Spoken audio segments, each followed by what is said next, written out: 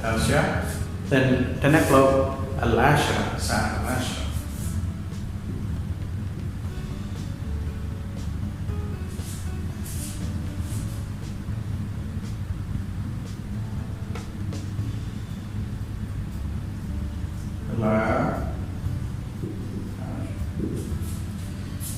Okay, so if 1 o'clock الساعة الواحدة, 2 o'clock الساعة الثانية. This is how we translate. Already I have written on the board. You can read it. الساعة الواحدة, الساعة second one at 2 o'clock الساعة الثانية, الساعة الثانية. Then 3 o'clock الساعة الثالثة, الساعة الثالثة. Then 4 o'clock الساعة الرابعة.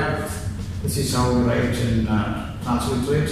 الساعة الرابعة, الساعة الخامسة, الساعة الخامسة. And then الساعة السادسة, الساعة السادسة. Then الساعة السابعة, 7 o'clock الساعة السابعة. And then الساعة الثامنة, 8 o'clock الساعة الثامنة. الساعة التاسعة, 9 o'clock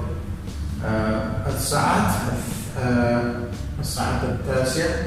Then the last one الساعة العاشرة, الساعة العاشرة. So this is how we write, we use, we speak in Arabic language for like it's talking about time. And if it is like, if you want to say it's 1:30 or 1:30, you can say something like الساعة الواحدة والنصف, الساعة الواحدة والنصف.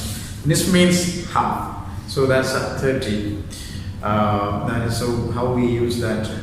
Wow. For 1:30 ساعة واحدة والنصف. And if it is 2:30 ساعة الثانية والنصف, right? And if it is 4:30, you can say ساعة الرابعة والنصف, right? So this is how we use. So if a person like asks you kamsa, so that is the way how we ask time in Arabic.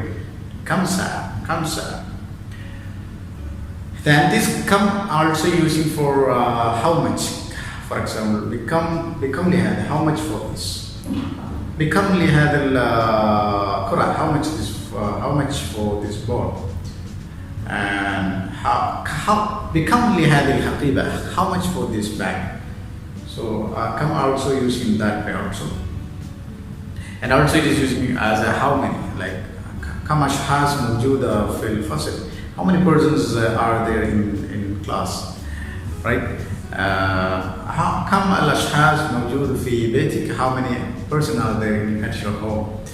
So come also using this way always, like how many, how much, in this ways.